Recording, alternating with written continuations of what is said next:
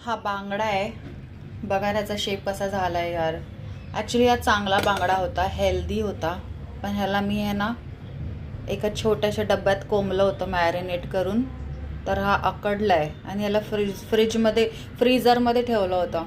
खट्टा बांगडा होता, पण बघा तो कसा आकडून गेला आहे डब्यात छोट्याशा राहून कुरमडून, आणि ना बर्फ बनला आहे त्याचा. तर मी आत्ता त्याला फ्राय करून खायचा विचार करते आहे. ओके, पण ह्याचा बर्फच आहे वाटतं अजून. तर मी इथे ठेवली आहे कढाई, आता त्यात तेल टाकूया. कढाईमध्ये मी टाकलं आहे थोडंसं तेल, दिसतंय का तुम्हाला, आणि गॅस जरा फास्ट केला आहे. आता ह्याच्यात मी टाकणार आहे कढीपत्ता. कढीपत्त्याने जरा चांगला फ्लेवर येतो मच्छीला तळलेल्या. चला आता मी टाकते मच्छी. बाय बाय फ्रोझन बांगडा.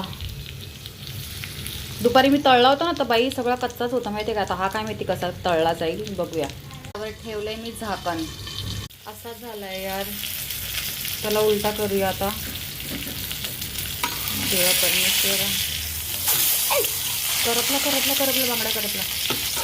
ओ नो ओ नो, हा उलटा पण होत नाहीये, वाकडा झालाय. Oh my God.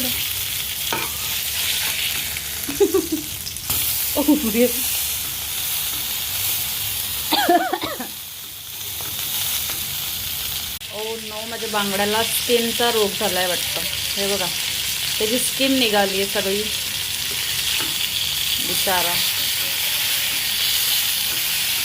काय करू, बंद करू काय? सगळ्या घरात धूर झालाय.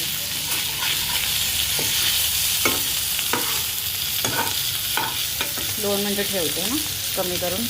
प्लेटमध्ये काढूया. यस, तीच प्लेट घेतली आहे मी ज्याच्यात मी मसाला ठेवला होता. खाऊन बघते. बांगडा सगळा कच्चा होता, मला त्याचे चिथडे करायला लागले शेवटी. आता त्याचं पोस्टमॉर्टम केलं आहे आणि आता मी खाते हा बांगडा.